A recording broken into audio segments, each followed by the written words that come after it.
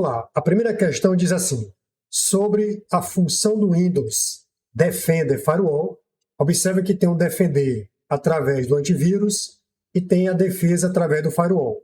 Então, no Windows Defender Firewall, do Windows 11, e o combate a vírus, worms e as pragas virtuais. O que faz o Windows Defender? Observe que ele funciona como um firewall de pacotes. Então, ele vai impedir conexões de rede não autorizadas com base no endereço IP, no protocolo ou porta. Então, essa seria a finalidade dele. Dessa forma, o gabarito será a letra D. O Windows Defender Firewall ele impede conexões de rede não autorizadas com base no endereço IP, protocolo ou porta. Ou seja, funciona como um firewall de pacotes. Portanto, o gabarito é a letra D. Então, o Windows Defender Firewall atua impedindo conexões de rede não autorizadas com base em critérios como endereço IP, protocolo e número de porta. Sua principal função é o controle do tráfego de rede para proteger o sistema. Próximo. Um usuário de um computador com Linux ligou para a área de suporte técnico da empresa relatando problemas na sua conexão com a internet. Para resolver o problema, o técnico solicitou ao usuário o IP da máquina. Para obter o IP, o usuário abriu o terminal, onde ele vai digitar comandos do Linux, e digitou. Observa que no Linux existe um ambiente onde eu digito comandos chamado de terminal. E observa que ele quer verificar o IP. Se ele quer verificar o IP, ele vai digitar IP address, é o IPA. Então o gabarito seria a letra A. Antigamente, em algumas versões, você utilizava aí o ifconfig, ok, pessoal? E no Windows, você pode utilizar, por exemplo, de forma tradicional, o ipconfig. Agora, se você utilizar, por exemplo, o PowerShell, onde você digita também comandos, você vai perceber que você pode digitar um comando chamado de get. Get você vai obter. Então, o que é que você vai obter? Algo na rede, ó, network, é a abreviação de rede, e aí você vai buscar o IP configuration. Você vai colocar aqui configuration, ok? Então, você tem essas possibilidades. No caso aí, o gabarito será a letra A, porque tratou de Linux. Então, veja, o IPA é a abreviação de IP address. Exibe o endereço IP configurado na interface de rede do sistema. É amplamente utilizado em distribuições Linux modernas para consultar rapidamente o IP da máquina.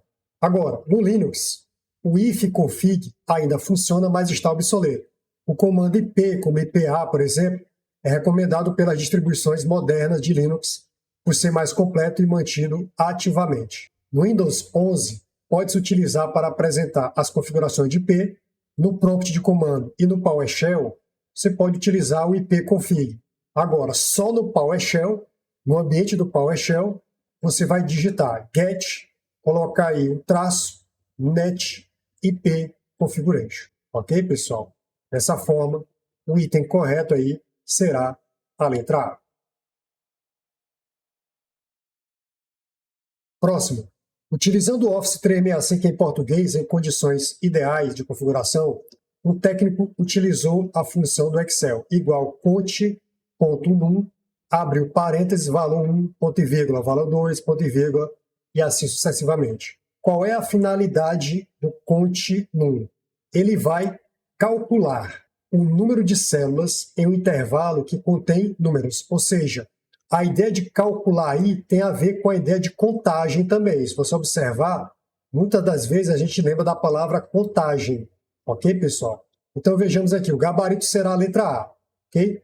Então olha só, calcula o número de células em um intervalo que contém números. Gabarito letra A. Agora veja, você pode trabalhar com algumas funções de cálculo relacionada à contagem. Esse conte é um cálculo relacionado à contagem. Então, se você observar, por exemplo, o conte.valores, ele vai calcular o número de células em um intervalo que não estão vazias. Então, observa que o meu intervalo aqui, ó, de A1 até C4. Observa que o 2 pontos significa até.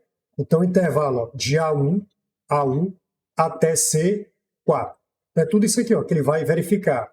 ele vai verificar quantas células ele calcula, ou seja, ele tem o cálculo da contagem de números ou textos, ou seja, células não vazias. Então ele vai contar aqui, ó, 1, 2, 3, 4, 5, 6, 7, 8, 9. Então ele contou, ó, 9.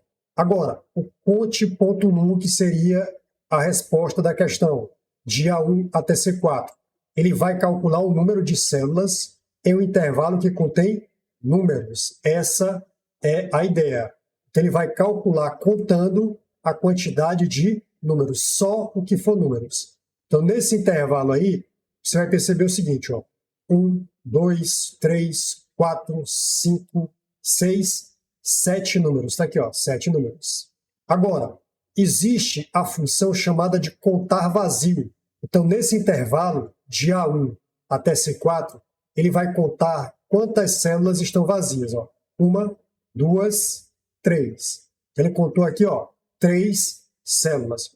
Observa que ele conta o número de células vazias em um intervalo de células especificado. Agora, olha só, existe o famoso conte.se. Se tem o se, tem uma condição. Então, ele vai fazer um cálculo de contagem, aonde ele vai apresentar o número de células não vazias em um intervalo que corresponde a uma determinada condição. Então, observa que ele vai contar aqui, ó, fazer o cálculo da contagem dos números menores do que 4. A ideia, pessoal, de calcular, de calcula, né, está relacionado a determina. Então, determina o número de células não vazias em um intervalo que corresponde a uma determinada condição. Vai contar menores do que 4. Ó.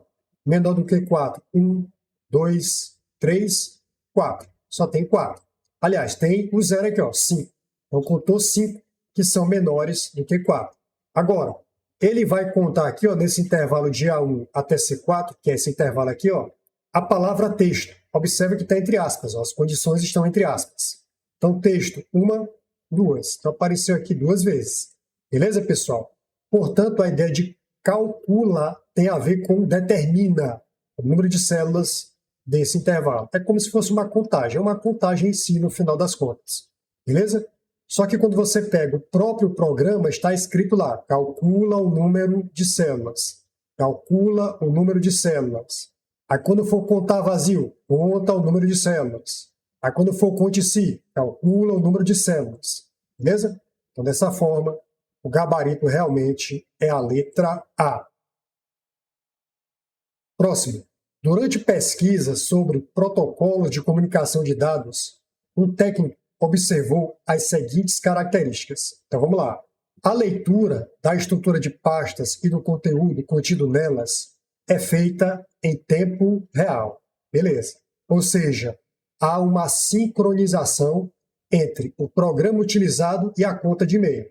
Então, vamos supor que você tem aqui o Gmail e aqui você tem, por exemplo, o Mozilla Thunderbird, que é um programa que gerencia a conta de e-mail. Aí você cadastrou uma conta do Gmail aqui e ela tem essa relação. Tudo que eu fizer no programa aqui, ele consegue realizar automaticamente lá no próprio site do Gmail.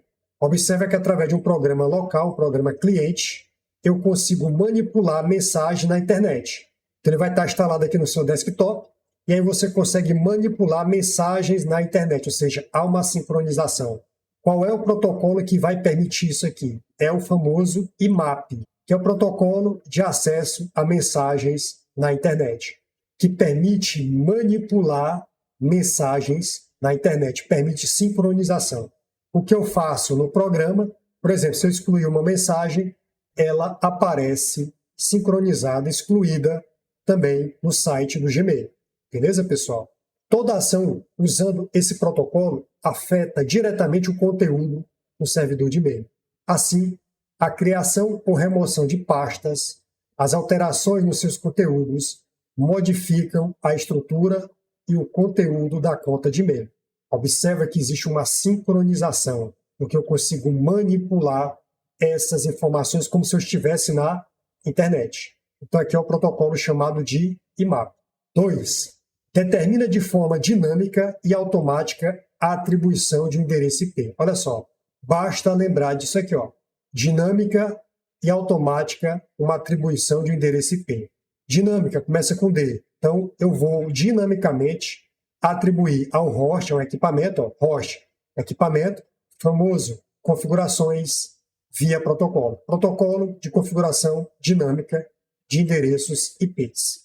Protocolo de configuração dinâmica de endereços IP. Esse aqui seria o DHCP. 3.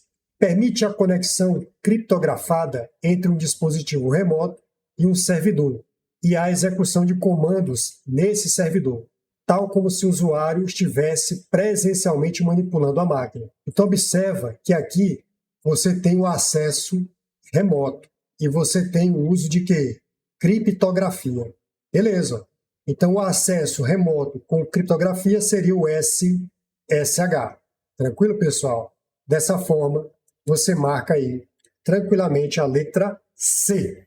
O SSH, pessoal, se a gente for observar aqui, o SSH ele utiliza criptografia para garantir uma comunicação segura entre cliente e servidor. Ele emprega tanto criptografia simétrica quanto assimétrica, além de hashing para proteger a conexão. Então, realmente, o gabarito é a letra C.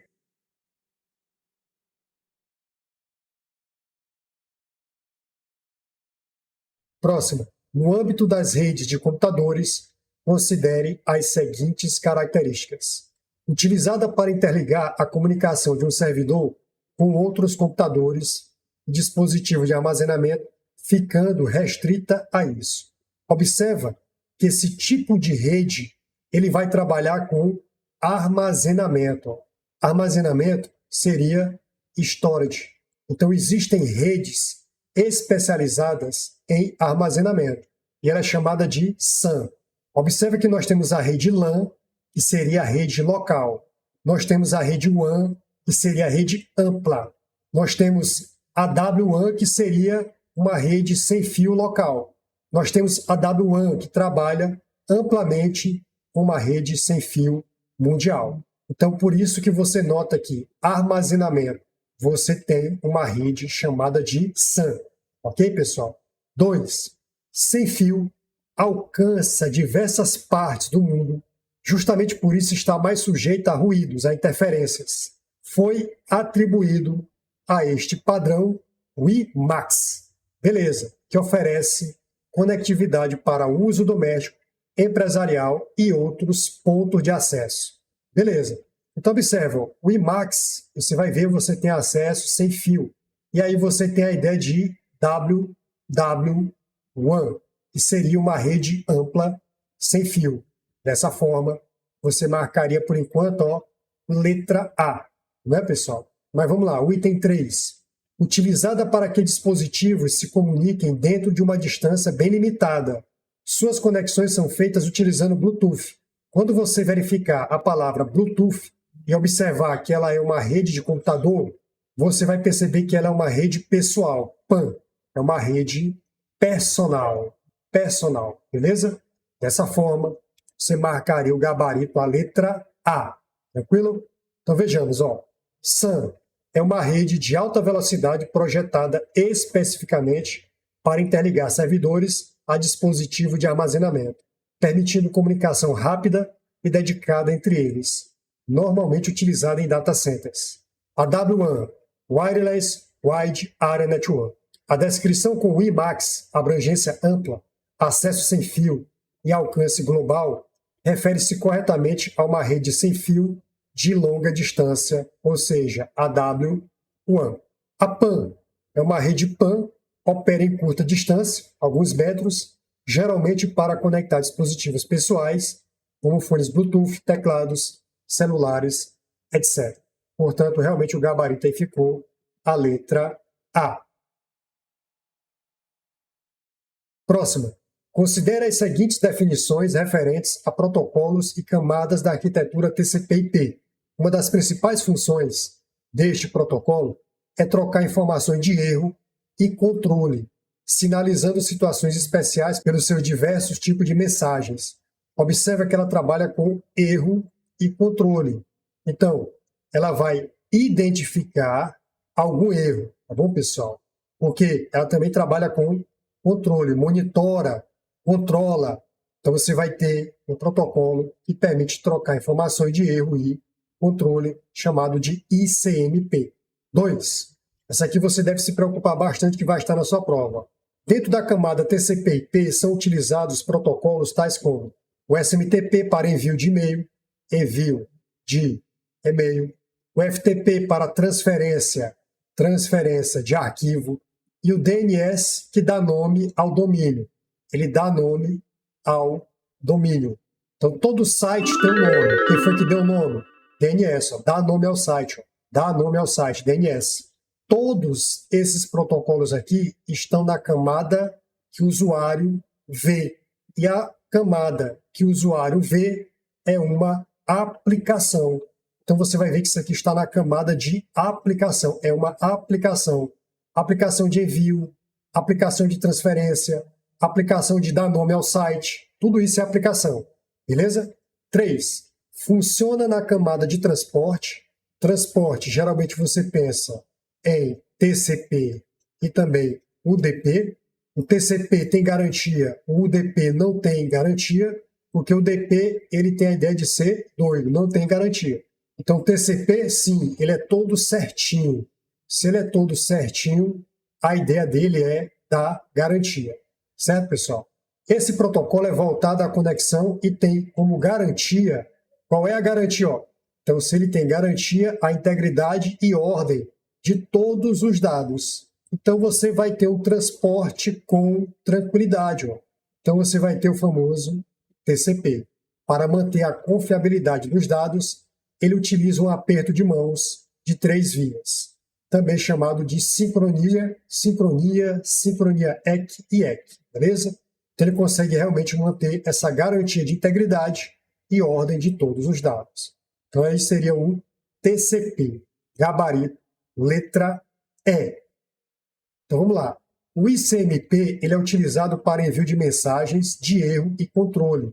Opera na camada de internet no modelo TCP/IP.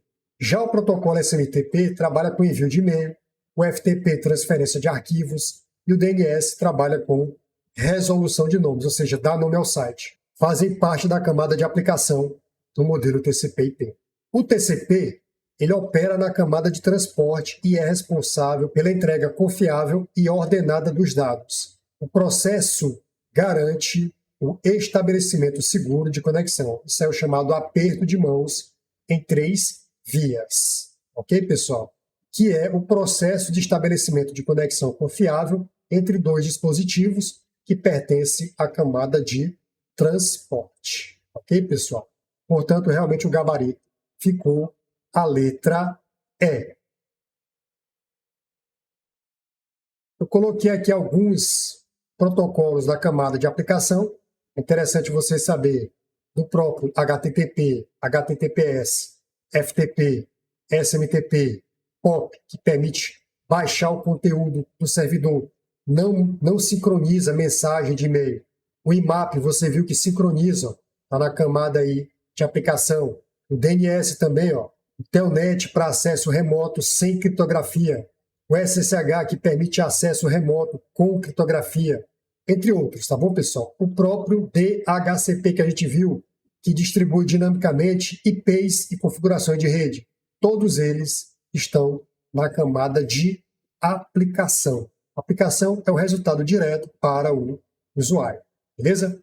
Próximo. Preocupada com o controle sobre os dados e o escalonamento dos recursos, a área de TI de um Tribunal Regional do Trabalho discute a implantação de uma arquitetura em nuvem. Observa que ele quer uma arquitetura em nuvem que permita a migração da carga de trabalho entre o ambiente em nuvem do próprio data center do TRT. Então, isso aqui seria uma chamada nuvem privada, porque é própria do TRT, é um data center do TRT, e o Google Cloud. Aqui seria uma nuvem pública. Uma nuvem pública. Então, ele quer uma arquitetura que junte, ao mesmo tempo, a nuvem privada e a nuvem pública. Só poderá ser uma nuvem o quê? Híbrida. Gabarito letra C.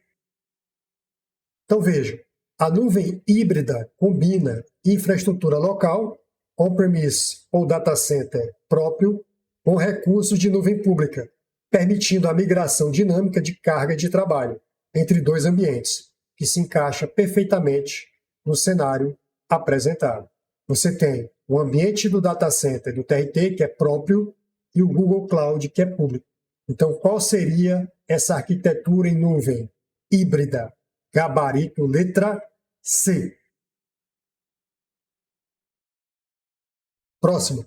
Uma empresa contratou uma solução de computação em nuvem composta por um grupo de aplicativos executados diretamente no ambiente virtual.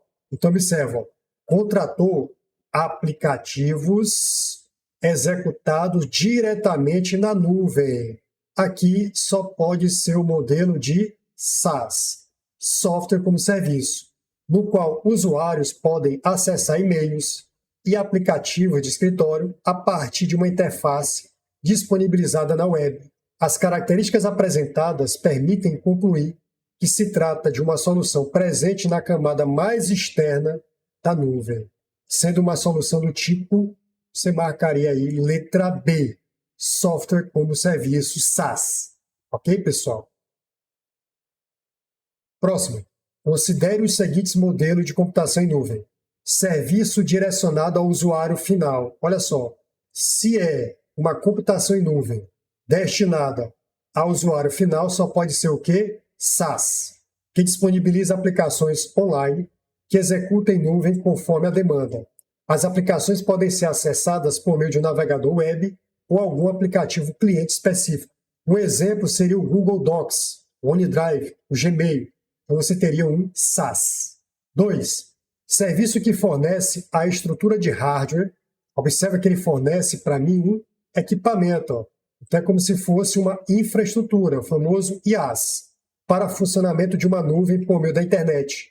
Oferece armazenamento, virtualização de sistemas operacionais, clusters e outras configurações. Então isso aqui é uma infraestrutura, famoso IaaS. Um gabarito, você marca SaaS e IaaS na letra B.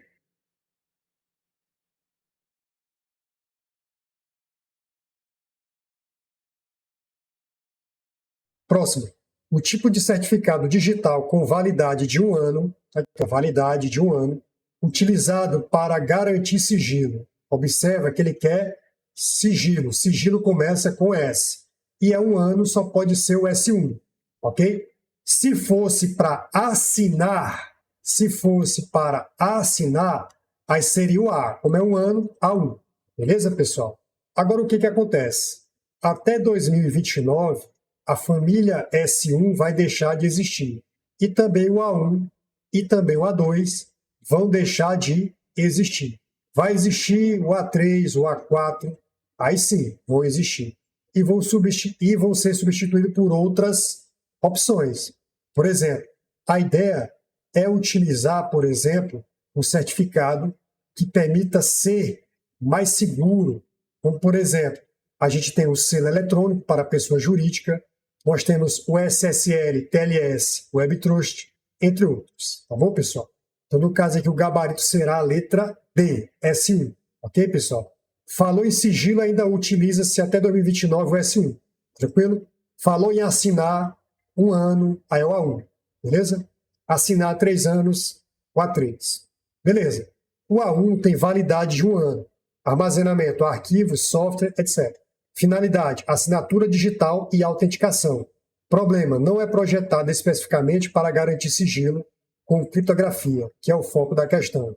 O T1, inexistente.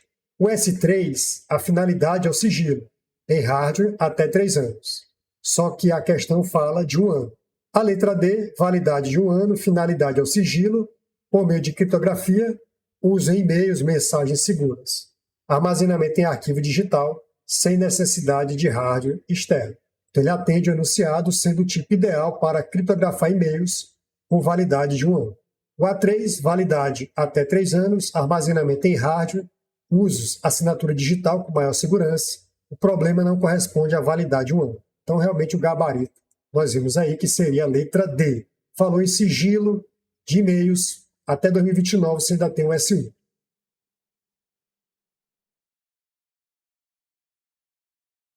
Próxima, a política de uso de dispositivos móveis deve considerar, dentre outros, o registro de dispositivos móveis, o controle de acesso, a proteção contra códigos maliciosos, a restrição quanto à instalação de software. A solução de segurança que melhor atende às considerações acima para o uso de dispositivos móveis. Observe que eu quero caracterizar aqui uma segurança para utilização de dispositivos móveis. Então, eu vou utilizar o que a gente chama de NAC. Ok, pessoal? Então, nós vamos utilizar o NAC. O NAC seria o controle de acesso à rede. A tradução é controle de acesso ao network, à rede. Beleza? Então, olha só. Qual é o requisito? Registro de dispositivos, controle de acesso, proteção contra malware, restrição de software. Então, você vai utilizar aí o NAC. O NAC seria controle de acesso à rede. Portanto, o gabarito é a letra E. Próximo. Um funcionário de um tribunal do trabalho recebe um e-mail solicitando atualização de seus dados pessoais através de um link que direciona para uma página idêntica ao site do seu banco. Olha só, mas com endereço ligeiramente diferente. O tipo de ataque que o funcionário está sofrendo é... Então observe que isso aí caracteriza um phishing. O phishing, ele te manda um e-mail que te direciona para uma página parecida e aí você, infelizmente, poderá ter seus dados furtados. Observa que é a caracterização de phishing. Gabarito letra C. Então veja, na questão ele fala, e-mail com link falso, direciona a uma página falsa, mas visualmente idêntica ao site do banco. O objetivo, capturar dados pessoais do usuário, provavelmente senha, CPF, número do cartão, etc. Então esse é um clássico ataque de phishing, um golpe de engenharia social, baseado em falsificação de identidade digital para induzir o usuário a entregar informações confidenciais. Portanto, gabarito letra C.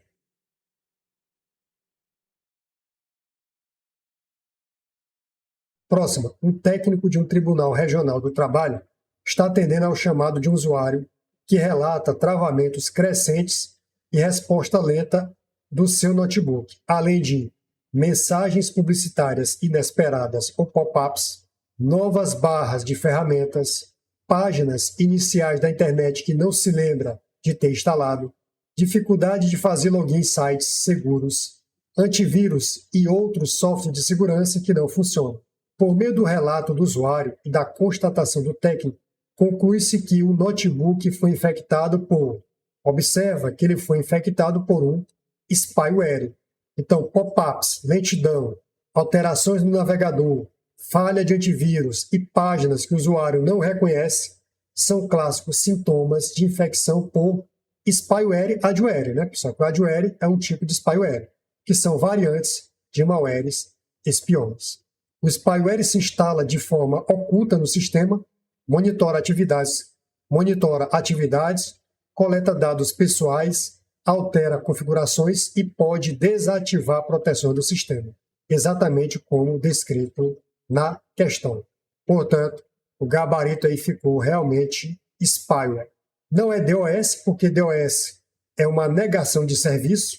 Ransomware é o programa que bloqueia ou criptografa arquivos e exige resgate. Phishing, nós vimos na questão anterior, é uma técnica de engenharia social, geralmente realizada por e-mail falso ou site clonado, tá bom? O spoofing envolve falsificação de identidade digital, MP falso, e-mail falso. No caso, a questão é a letra E.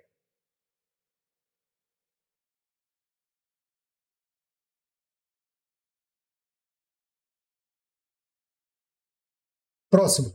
Considere os seguintes mecanismos instrumento de segurança da informação. É um documento que comprova a autenticidade dos dados e da identidade das pessoas físicas ou jurídicas. que acessam os sistemas eletrônicos com informações confidenciais, tornando possível cumprir obrigações pelo ambiente digital, garantindo a segurança dessas transações na ICP Brasil, Infraestrutura de Chaves Públicas Brasileira, e com validação por lei. Então, isso é um certificado digital. Ok? 2. São programas de software ou dispositivo de hardware que filtram e examinam as informações provenientes da conexão com a internet. Representam uma primeira linha de defesa, pois podem impedir que um programa ou invasor mal intencionado obtenha acesso à rede e às informações antes que qualquer dano potencial seja causado. Então isso aí é um firewall, é um filtro. Não pode ser VPN, nem roteador, nem VPN. 3. Mecanismo que busca garantir que, se algum equipamento ou servidor falhar, exista outro que entre em operação imediatamente, garantindo a continuidade das atividades. Geralmente, utiliza a duplicação de componentes críticos, aumentando a confiabilidade e segurança de um sistema, bem como a sua disponibilidade. Então, isso aqui é a chamada redundância. Redundância. Repetir em vários locais. Beleza, pessoal? Então, o gabarito aqui ficou exatamente a letra E.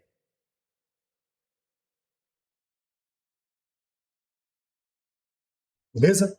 Então, certificado digital está claramente descrito. O certificado digital que autentica identidades e dados no meio eletrônico por meio da ICP Brasil, com validade legal. Nós temos também o firewalls, que filtram e bloqueiam o tráfego não autorizado. E nós temos a redundância, que é o mecanismo de ter um sistema de backup automático ativo em caso de falha, como servidores espelhados, fontes duplas de energia, etc. Isso não é backup, porque backup é cópia de segurança para restauração posterior. Tá bom, pessoal? Portanto, realmente o gabarito ficou a letra E. Próximo. Para uso em segurança da informação, um técnico utilizou um método criptográfico, está aí assinalado, que quando aplicado sobre uma informação, independentemente do tamanho que ela tenha, gera um resultado único e de tamanho fixo. Isso é importante. Ó. É um método de criptografia que gera na saída um resultado único e de tamanho fixo, que serve para verificar o quê? A integridade de arquivos que não sofreu alteração. Integridade é não sofrer alteração indevida, tá bom? Desses arquivos armazenados ou obtidos da internet. Então esse método é chamado de hash. Então observe o seguinte, ó. O hash ele funciona assim. A entrada pode ser um arquivo de mídia, senha, um banco de dados, documento. Aí a função hash ela gera um resumo dos dados de entrada e aí ela gera uma saída que seria um número alfanumérico padronizado. Beleza, pessoal? Então é dessa forma. Beleza. Então o gabarito aí é a letra A. Método de criptografia que gera um resultado único de tamanho fixo. Para verificar a integridade de arquivos, só pode ser um hash. Lembrando que se houver uma alteração no arquivo original, o hash vai ser modificado e, consequentemente, perdeu a sua integridade.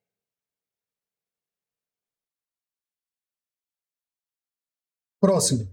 Quando se trata da segurança das informações trocadas entre duas pessoas, a criptografia garante. Criptografia, pessoal, tem a ver com confidencialidade. C com C, confidencialidade. E a função hash, que a gente viu na questão anterior, tem a ver com integridade. Ok, pessoal? Então você tem confidencialidade e a integridade. Gabarito vai ser a letra A, beleza? Então observe o seguinte. A criptografia é um mecanismo que protege o conteúdo da mensagem contra acessos indevidos. Ou seja, somente o destinatário autorizado pode compreendê-la. Isso corresponde ao princípio da confidencialidade que tem a ver com o sigilo. A função hash transforma uma entrada em um resumo digital. Se a mensagem original for alterada, o hash gerado será diferente. Portanto, ela serve para verificar se a mensagem foi alterada ou corrompida, o que está relacionado à integridade. Portanto, o gabarito aí será exatamente a letra A. Beleza, pessoal? Então você marca aí A.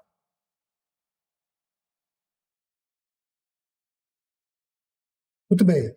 Os requisitos de segurança são esses, ó: confidencialidade, garantir de que apenas pessoas autorizadas possam acessar determinados dados ou informações. Exemplo, criptografar um e-mail para que somente o destinatário possa lê-lo.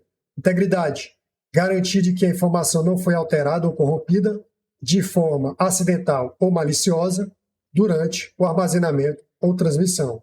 Uma função hash permite detectar alterações em um arquivo ou mensagem. Disponibilidade, garantir de que a informação ou o sistema estará acessível e utilizável sempre que necessário por usuários autorizados. Você viu aí a questão da redundância. Aí você tem a ideia de servidores redundantes para garantir acesso a um site, mesmo em caso de falha. Nós temos aí a autenticidade, capacidade de confirmar que a origem da informação ou identidade do usuário é legítima. Exemplo, login com usuário e senha ou uso de certificado digital para autenticar acesso. E também nós temos aí o não repúdio ou irretratabilidade, garantir de que uma informação realizada por uma parte não poderá ser negada posteriormente, ou seja, que não poderá dizer que não foi ela que enviou aquela informação. E aí você tem a característica de uma assinatura digital, e garante que um contrato eletrônico foi realmente assinado pelo titular da chave privada correspondente. Beleza? Então é isso.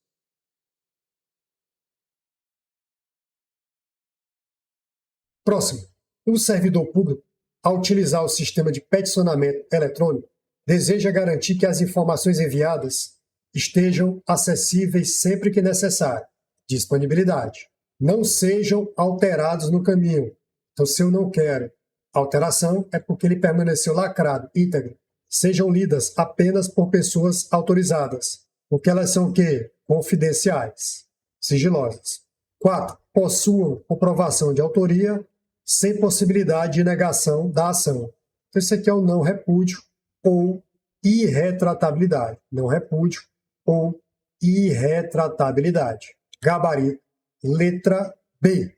Disponibilidade, integridade, confidencialidade, não repúdio. Beleza, pessoal?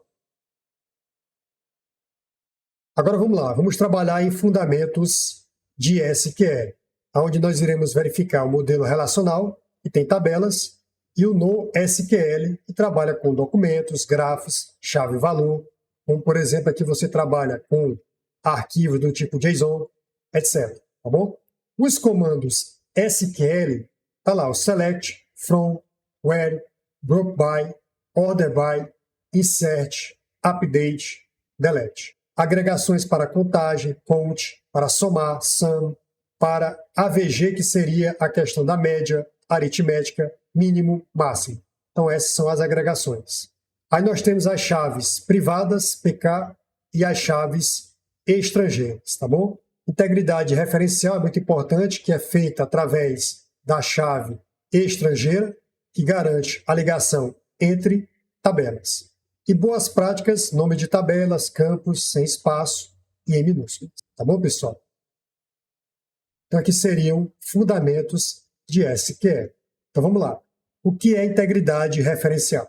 A integridade referencial garante que os dados relacionados entre duas tabelas estejam consistentes. Então é isso. Exemplo. A tabela cliente contém o campo ID cliente, é uma chave primária, é um identificador exclusivo, assim como você é uma pessoa, tem um nome e tem uma identificação exclusiva através do seu CPF. Então toda tabela ela tem que ter um identificador exclusivo. Então tem que ter uma identificação, por exemplo, na tabela cliente, chamada de chave primária. A tabela pedido tem um campo ID cliente. Observa que o cliente ele pode fazer vários pedidos e esses vários pedidos que ele fez são direcionados a ele. Então, como é que eu vou relacionar a tabela cliente com a tabela pedido? Eu tenho que ter dentro da tabela pedido a identificação do cliente, que será uma chave estrangeira. Tá bom, pessoal? Então, imagina o seguinte, ó. Eu tenho aqui minha tabela. Então, imagina que eu tenho uma tabela chamada de cliente e eu tenho uma tabela chamada de pedido. Ok? Então, veja, Para que eu possa identificar exclusivamente cliente, eu vou ter uma identificação do cliente, ok? Que isso aqui vai ser minha chave primária, PK. O pedido, eu vou ter uma identificação do pedido. Isso aqui vai ser minha chave primária. Agora, se um cliente quiser fazer vários pedidos, como é que eu vou relacionar a tabela cliente com a tabela pedido? Eu vou ter que transportar essa chave aqui para cá. Então, eu vou ter que transportar ela para cá. Beleza. Então, você vai ter uma ID do cliente. Ok, pessoal? Agora, observe. Em cliente, ela é uma chave primária. Agora, em pedido, ela é uma chave o quê? Estranha. Então, aqui ela vai ser uma FK, uma chave estrangeira. Ok? Foreign key. Foreign key seria a chave estrangeira. Tranquilo, pessoal? Então, observe, é como se você imaginasse o país A e aqui você tivesse o país B. Se eu saio do meu país, que eu tenho a identidade, no caso Brasil, meu CPF, no outro país eu sou estrangeiro, porque eu tenho que ter a identidade de lá. Então, observe aqui, nesse país B, eu serei um forasteiro, um estrangeiro. Tranquilo, pessoal? E observa que essa relação houve. O cliente pode fazer vários, esse N aqui representa vários, alguns representam NN, né? Vários para vários, mas o que me interessa mesmo é um para vários. Ok, pessoal? O cliente pode fazer vários pedidos. Ok, pessoal? Tranquilo. Então, vamos continuar o raciocínio. Qual é a regra da integridade referencial? Só posso gravar um pedido com ID cliente 5 se esse cliente realmente existir na tabela cliente. Ora, como é que eu vou gravar o 5 se ele não existe? Então, ele tem que existir. Se ele não existir, eu não gravo. Beleza, pessoal? Então, qual é a ideia da integridade referencial? Evitar erros como referenciar um cliente que não existe, excluir um cliente que ainda tem pedidos ativos. Então, por isso que eu tenho que manter a integridade de referência. Ok, pessoal? Para que servem chaves primárias e estrangeiras? Então, veja, a chave primária, que é a primary key, que eu chamo de PK, ela identifica unicamente cada registro da tabela. Ok, pessoal? Não pode se repetir nem ser nula.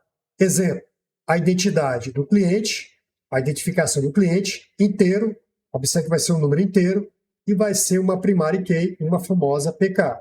Agora, a chave estrangeira, foreign key, FK, você vai ter aqui o seguinte, ó, conecta uma tabela a outra. Ela é muito importante.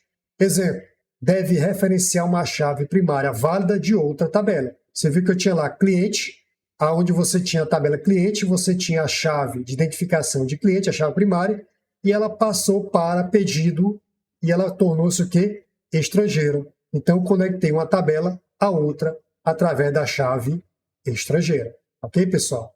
Então, coloquei aqui, ó, o ID cliente inteiro, foreign key, seria uma referência a cliente, que seria a identificação do cliente, que foi aquela forma que eu te mostrei.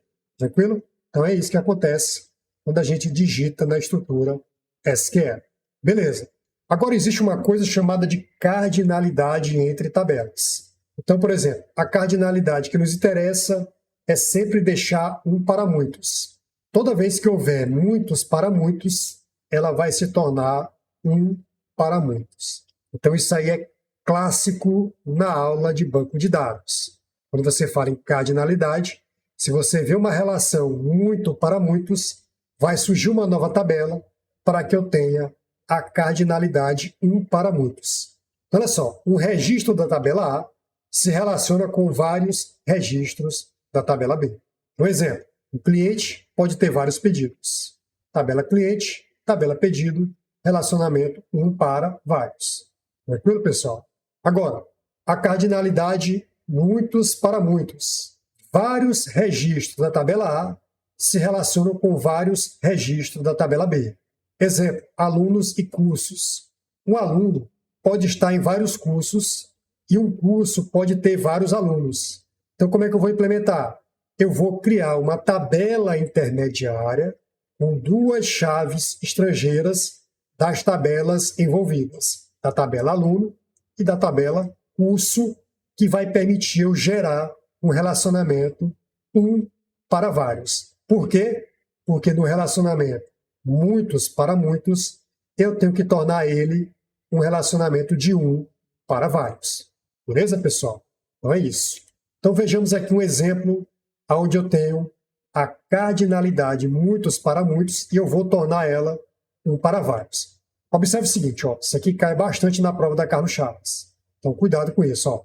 Eu tenho a tabela aluno, a primária key dela é a identificação de aluno, e eu tenho a tabela curso, que a identificação exclusiva dela, a primária key, seria o ID curso. Olha só, aqui surgiu uma relação vários para vários. Então a ideia é o seguinte, vários registros da tabela aluno se relacionam com vários registros da tabela curso. Tranquilo, pessoal? Então, aluno pode estar em vários cursos e um curso pode ter vários alunos. Então, surgiu um relacionamento muitos para muitos. Para isso, vai ter que surgir uma nova tabela, essa tabela intermediária, que vai permitir eu relacionar essas duas tabelas. Então, vai ficar o seguinte, ó, vai surgir uma tabela chamada aluno-curso. Eu vou juntar aluno e curso e vou pegar a identificação dela aqui, ó, do aluno, e vou pegar a identificação do curso. Observa que aqui dentro dessa nova tabela, o ID do aluno se tornou o quê? Uma chave estrangeira FK. E a identificação do curso também se tornou uma chave estrangeira dentro da tabela aluno-curso. Essa tabela aluno-curso vai ser melhor para controlar a data de matrícula, o status da matrícula, a frequência, as observações. Beleza, pessoal? Então, olha só, um aluno, agora sim, ó, eu quebrei esse relacionamento e ficou o seguinte, ó, um aluno, ele pode estar em vários cursos, tá bom? Então, seria essa ideia.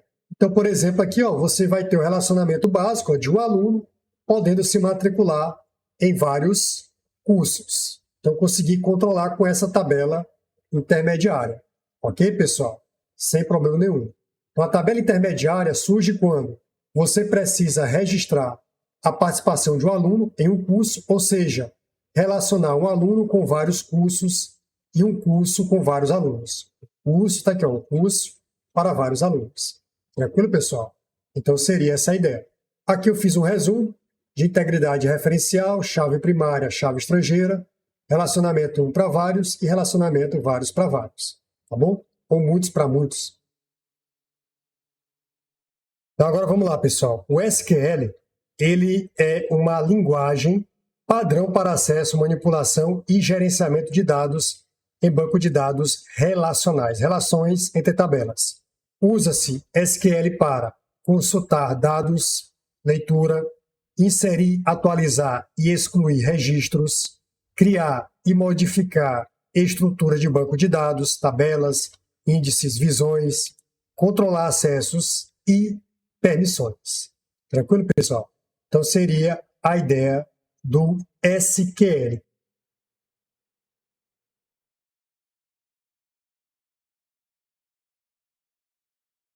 Então, vamos lá. Os comandos básicos de SQL são, vejamos, tem o select, que seleciona dados. Então, por exemplo, select nome, vírgula, idade, from, cliente. Então, estou pedindo para ele selecionar as colunas nome, idade da tabela cliente, ó, from, de cliente. Ok, pessoal? Seleção de nome, idade de cliente. From define a tabela consultada. Então, por exemplo, select, observe que tem um asterisco aqui, ó, todos os registros de produtos. Retorna todos os dados da tabela produtos. Where, onde, é o filtro de condição. Então, olha só, seleciona nome de onde? Da tabela cliente. Ó, de onde? Da tabela cliente. Mas qual é a condição? Então, olha só, onde você encontrar uma idade maior do que 30. Retorna apenas clientes com mais de 30 anos. Nós temos também o order by, que seria ordenar por. Então, ele vai selecionar nome, idade, de onde? Da tabela cliente, e vai ordenar por idade. De que forma? Descendente. Poderia ser ascendente. Descendente vai ser do maior para o menor. Se fosse ascendente, era do menor para o maior. Ele vai ordenar os clientes pela idade decrescente. Agora, Group By, agrupa dados por. Então vamos lá. Ó. Você vai selecionar cidade, vai contar todos os registros de cliente e vai agrupar por cidade. Tranquilo, pessoal? Então ele vai contar o número de clientes por cidade, beleza? Insert. Insert é inserir, né? Inserir dados. Insert dentro de cliente, nome, idade, cidade, com os valores. O valor para nome, Paulo. O valor de idade, 40. E o valor da cidade, Fortaleza. Então ele vai adicionar um novo registro à tabela. Beleza. Update. A gente usa muito. Ó. Atualiza registros. Então ele vai atualizar setando, ó, vai setar a idade igual a 45, onde a idade de Paulo altera a idade de Paulo para 45 anos. Tranquilo? Delete, remove registros. Delete from de cliente. Por quê? Olha só a condição aqui, ó. Aqui está dando uma condição. Idades menores do que 18 anos, né? Aqui, ó, onde a idade for menor do que 18. Ele remove clientes com menos de 18 anos. Count é contagem de registros. Ele vai selecionar a contagem de todos que forem relacionados a cliente. Retorna o número total de clientes. Nós temos o sum, que é somar valores. Então ele vai selecionar somando o valor da compra de pedidos. Retorna a soma total dos valores das compras. AVG é a média aritmética. Então, seleciona a média de idade de clientes. Retorna a média de idade dos clientes. E o mínimo é o valor mínimo. Seleciona o mínimo relacionado à idade de cliente. Retorna a menor idade registrada. E o máximo aqui, ó, seria o maior valor no intervalo. Seleciona o maior valor de compra da tabela pedidos. Então, retorna o valor mais alto de compra. Ok, pessoal? Então, aqui são comandos básicos de SQL.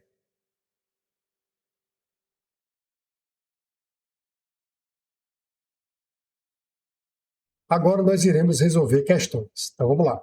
Em uma organização, o advogado pode estar relacionado a vários processos e a cada processo pode estar relacionado a vários advogados.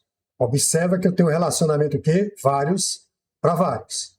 O que é que vai acontecer? Eu tenho que tornar ele o quê? Um para vários. E para isso vai ter que surgir uma tabela o quê? Intermediária. Então observa, ó, eu tenho aqui advogado, a tabela de advogado, e a tabela de processo. Qual era a relação inicial deles? Era vários para vários, só que não pode existir. Aí surgiu uma tabela intermediária que vai pegar, ó, uma chave de advogado e uma chave de processo e vai fazer essa relação. Aí sim, o advogado vai poder fazer vários processos e vários processos estão relacionados a um advogado. Então, observe que eu consigo ter essa relação. Beleza, pessoal? Aí ele continua. Cada advogado pode dar um parecer. Cada advogado pode dar um parecer diferente em cada processo. Então, está aqui, ó, o parecer do advogado para este processo. Então, o advogado pode fazer um parecer daquele processo que ele se encontra. A imagem abaixo mostra a relação entre as tabelas. Então, observe que a gente chama isso aqui de pé de galinha, né? Então, aqui, ó, um para vários, vários para um. Inicialmente, só essas duas aqui eram um relacionamento o quê? Vários para vários. Você vê que não pode existir, tem que se tornar um para vários. Beleza, pessoal? Então, você tem essa tabela intermediária que surgiu, ok? Após o banco de dados e as tabelas serem criadas, foram cadastrados os dados nas respectivas tabelas. Está aqui a OAB do advogado, está aqui o nome do advogado, está aqui o e-mail do advogado. Tranquilo? Aí nós temos o número do processo, o ano inicial do processo, aqui, ó, o número do processo, e assim vai. Aí você tem OAB do advogado, o número do processo e o parecer, que seria aqui, ó, a tabela intermediária. Tá bom, pessoal? Com seus devidos dados, porque nela você vai ver que há um parecer do advogado. Tranquilo. Agora observa, a tabela advogado contém os dados do advogado, chave primária.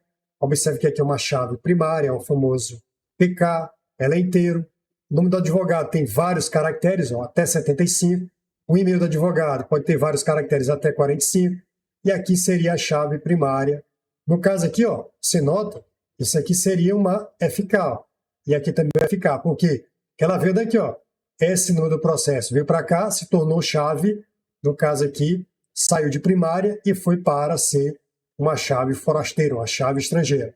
E aqui também, ó, se tornou exatamente uma chave forasteira, porque ela veio da tabela o quê? Advogado. A junção desse par é que vai ser a PK dessa tabela aqui. Observe que ele não quis criar uma identificação advogado-processo. Então, essas duas aqui vão ser a chave primária dessa tabela intermediária. Tranquilo, pessoal? Então, é isso que ele está falando aqui nesse resumo que você vai ler. Beleza. Agora, como interpretar a cardinalidade no modelo?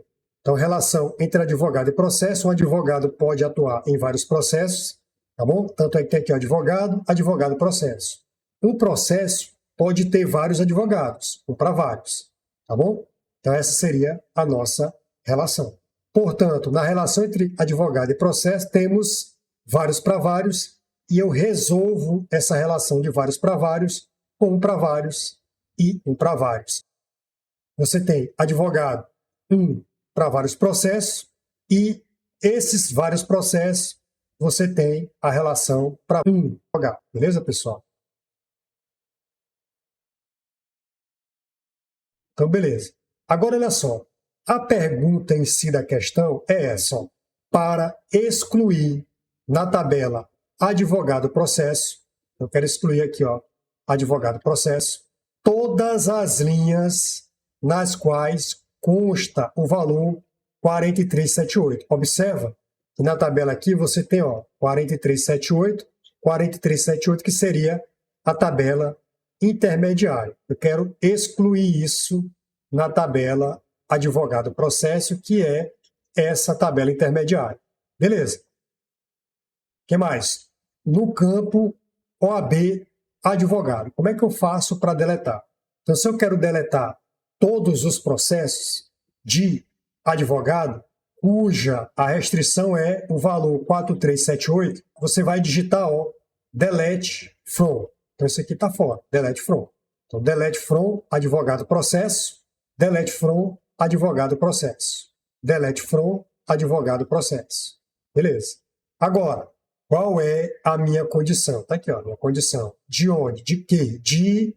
Aí aqui não tem condição e aqui não tem condição. Já está lá para frente, né? Então tá aqui, ó, de exatamente OAB advogado igual a quanto? 4378. Então o gabarito vai ser a letra D, porque o objetivo é excluir da tabela advogado processo todas as linhas com OAB advogado igual a 4378. Então vai ser delete from advogado underline processo, que é o nome da tabela intermediária, com a devida condição OAB do advogado igual a 4378. Beleza, pessoal? Gabarito letra D. Próximo. Em SQL, para definir que o usuário Paulo 001 não possa executar a instrução delete. Então, vou denegar que ele consiga executar select, beleza? Em uma tabela. Utiliza-se qual instrução? Então, você marca aqui, ó, denegar a seleção para Paulo. Gabarito, letra D.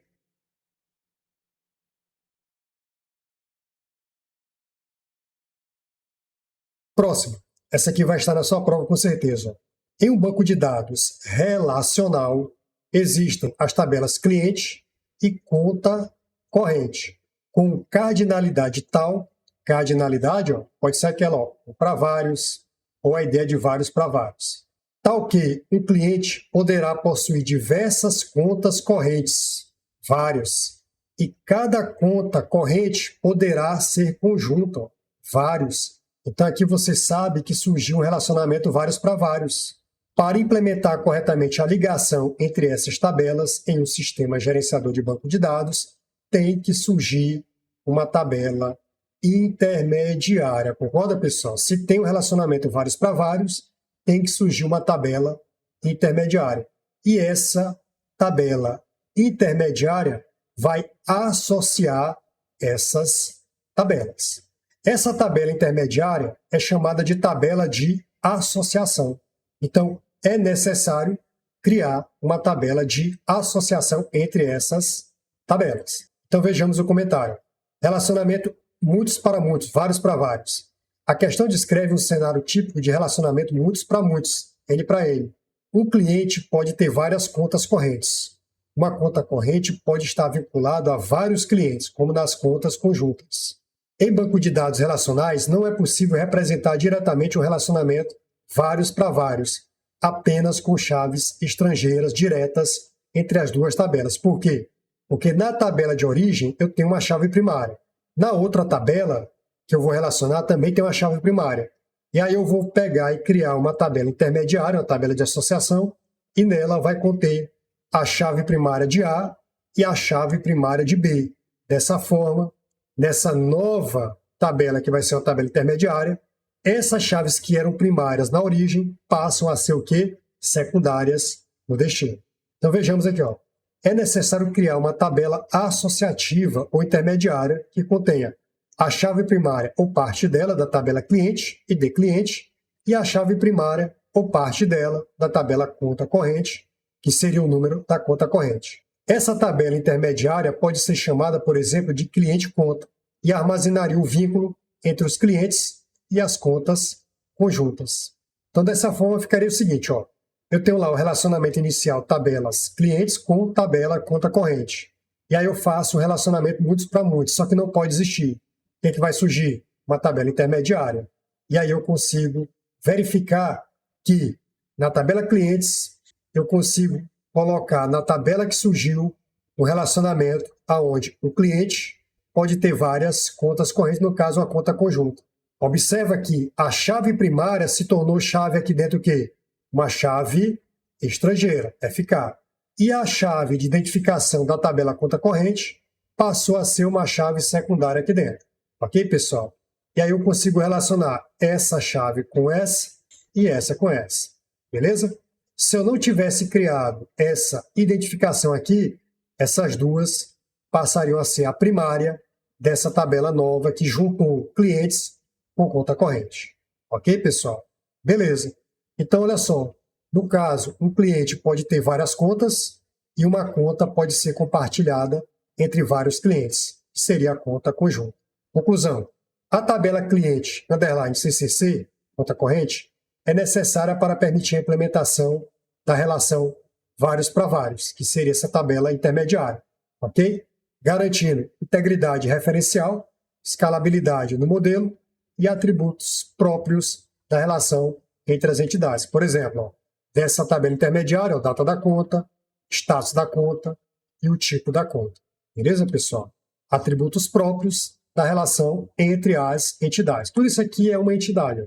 Entidade, entidade, entidade. Beleza? Muito bem. Agora, voltando para a pergunta, ó, em um banco de dados relacional existem as tabelas cliente e conta corrente, com cardinalidade tal que um cliente poderá possuir diversas contas correntes e cada conta corrente poderá ser conjunta, ou seja, pertencer a mais de um cliente. Qual foi a cardinalidade aí? Vários para vários. Então, dessa cardinalidade vários para vários, pessoal, surgirá uma tabela intermediária, uma tabela de associação. Gabarito letra E. Essa questão vai estar na sua prova, pode ter certeza. Então, vamos lá. Próximo. Uma tabela chamada cliente possui os campos ID, inteiro, primário key, seria a chave primária, nome, vários caracteres até 70, cidade, vários caracteres até 40, estado, vários caracteres até 40. Em condições ideais, para exibir os dados de todos os clientes cujo nome da cidade não seja igual ao nome do estado, utiliza-se a seguinte instrução SQL. Selecione todos os registros ou seja, pode usar aqui da tabela cliente, onde a condição seja que a cidade não seja igual ao nome do estado. Beleza, então como é que eu faço isso? Então ela tem que ser, se não é igual, ela tem que ser o quê? Diferente. Então eu vou usar o quê? Eu vou usar cidade diferente de estado. Então, nesse caso, você marcaria a letra D. Então, olha só. Para a comparação de diferença entre valores em SQL, utiliza-se o operador de diferença, menor e maior. Em alguns sistemas gerenciadores de banco de dados, você pode até utilizar a exclamação igual para dizer que é diferente. Tem a mesma função aqui. No entanto, o operador mais padronizado ANS SQL para diferente de é o sinal de menor e maior. Portanto, o gabarito realmente é a letra D.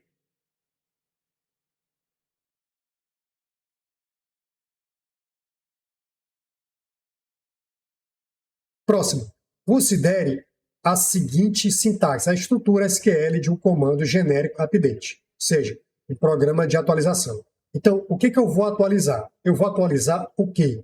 Nome da tabela. Eu vou atualizar dizendo o nome da tabela. Agora, a coluna 1 vai ter o valor igual a 1. Na coluna 2 vai ter o valor igual a 2. Dessa forma, eu vou setar. A ideia de set, pessoal, setar, é a ideia de definir. Definir na coluna 1 o valor 1, na coluna 2 o valor 2. E se falou em condição, você viu que condição é o where. Então aí você marcaria a letra E. Ok, pessoal? Então vamos lá. Ó. Organizando aqui as informações. Deixa eu só apagar isso aqui. Ó. Atualizar a tabela, o nome da tabela. Era interessante colocar entre menor e maior. Aí vou atribuir o valor 1 à coluna 1 e o valor 2 à coluna 2. Observa que eu separei por uma vírgula aqui. Ok? E eu vou setar. Setar é atribuir. Setar é definir. E na condição aonde, por exemplo, eu poderia fazer isso, essa atualização no identificador de número 1, você teria o E para dizer que há uma condição. Beleza, pessoal? Então, coloquei aqui para vocês essa informação e, dessa forma, você marcaria o gabarito, a letra E. Próximo.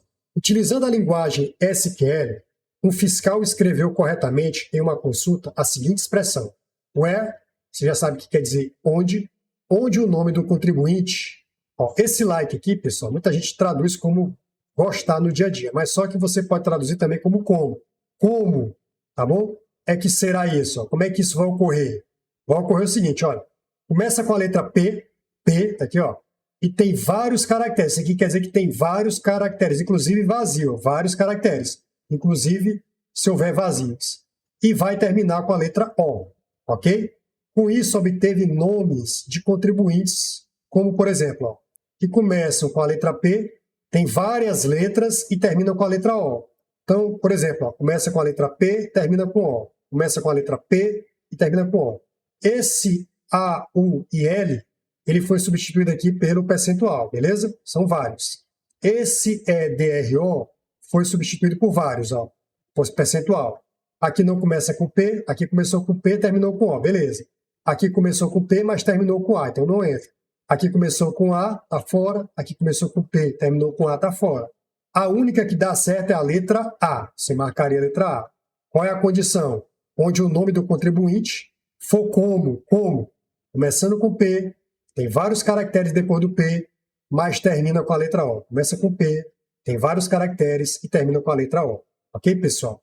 Então, dessa forma, aí você marcaria a letra A. Isso aqui foi uma questão para fiscal da Receita Estadual do Amapá. Interessante você dar uma olhada nisso. Próximo. Em uma tabela chamada user, usuário, de um banco de dados aberto e em condições ideais, para selecionar todos os registros que possuam nomes, campo nome, né, iniciados com a letra E e terminados com a letra L. Utiliza-se qual instrução SQL? Observe aqui, ó. Ele já me deu aqui o início dela. Selecionar vários registros de onde? Da tabela usuário. Agora, qual vai ser a instrução relacionada aos valores que ele quer, os nomes que ele quer? Então, ele quer os nomes aonde? Eu vou colocar aqui, ó. aonde? Se é aonde, ó, where, onde, onde. O nome. Agora observa, ó, esse nome tem que ser como? Tem que ser como? Aqui já não tem, ó. Aqui já está fora, né? Esse nome tem que ser como? Observe que tudo isso aqui é a minha condição, ó. Isso aqui é uma condição. Na letra D e na letra E também é uma condição. Mas qual é a condição válida? Observa que para substituir vários caracteres eu não uso asterisco. Você viu que começa com a letra E, tem várias letras depois da letra E e termina com a letra L. Então veja, ó, que seria assim, escrito dessa forma. Portanto, tem que estar entre aspas simples, né? Portanto, o gabarito será a letra L. Ok, pessoal? É semelhante à questão anterior. Veja que ele colocou aqui, ó, a condição aqui, ó, foi essa condição aonde o nome do contribuinte tinha como início a letra P, vários caracteres a letra O. Aqui, ó, ele já está selecionando todos os registros ou seja, da tabela usuário, onde a restrição é que o nome tenha como inicial a letra E e vários caracteres até chegar na letra L. Portanto, realmente o gabarito é a letra E. Muito bem. Próximo. Considere uma tabela relacional com alto volume de dados, denominada cadastro, com diversas pessoas de cidades em comum ou não. Utilizando a linguagem SQL e considerando o campo da tabela denominado cidade, um técnico fez uma seleção para descobrir quais cidades são as cidades existentes. Na hipótese de haver 10 pessoas cadastradas que moram em Santos, por exemplo, essa cidade seria exibida 10 vezes. Ok, pessoal? Para resolver o problema, eu não quero mostrar 10 vezes. Eu quero saber o seguinte, olha, tem 10 pessoas de Santos, só quero que apareça Santos. Tem 10 pessoas de Teresina, só quero que apareça Teresina. De Recife tem 10, 20, só quero que apareça uma vez contado. Não quero que conte duplicado a cidade, porque Santos só tem uma, Santos. Embora tenha aparecido várias vezes, o que me interessa é que apareça Santos, tá bom? Exclusivamente. Então, para resolver o problema e mostrar apenas uma única vez cada cidade, ele deve distinguir. Então, para distinguir, ó, ele vai digitar essa cláusula aqui, ó, distinct, né, distinto, ó, distinguir cidade. Então, observa que tem aqui na letra A, ó, na letra B não tem, né? Aqui eu jogo fora, na letra C tem aqui, ó, na letra D e pronto, né? Eliminei a letra E, a letra C e a letra A. Fiquei entre a letra B e a letra D. Beleza. Então, eu vou selecionar, select, de forma distinta a cidade que está na tabela, ó, from cadastro. Então, a única que fala disso é a letra D. Ok, pessoal? Então, vejamos, ó, o que faz o distinct em SQL? Ele serve para eliminar duplicatas e exibir apenas valores únicos de uma coluna ou um conjunto de colunas. Exemplo prático da pergunta. Imagine que a tabela cadastro tem esse conteúdo no campo cidade. Então está aqui a tabela cadastro e ela tem um campo cidade, ó, tem Santos, Salvador, Recife, Santos, Recife. Várias cidades, vários registros de cidades. Então vejamos. Se você executar, ó, selecione. Se eu selecionar de forma distinta, dentro do campo cidade, ó, o campo cidade, da tabela cadastro. Beleza? Qual vai ser o resultado? Vai ser um resultado distinto. Observe que Santos tem aqui, ó, 1, 2, 3. Mas como eu coloquei distinção, ó, vai aparecer só uma vez, ó, conta só uma vez. Aqui Salvador só teria uma, aparece só uma. E Recife apareceu 2. Mas eu contei aqui, ó, uma vez. Só quero que ela apareça uma vez. Tranquilo? Nesse caso, eu coloquei Santos aparecerá apenas uma vez, mesmo que esteja repetida várias vezes. Assim como aconteceu com Recife. Tranquilo, pessoal? Então, o gabarito aqui ficou a letra D. Seleção distinta de cidade de cadastro. Cadastro é a tabela. Ok, pessoal? Muito bem. Então, dessa forma, o gabarito ficou a letra D. Tranquilo, pessoal? Então, por aqui eu vou encerrando esse bloco. Espero ver você nas próximas aulas. Até mais.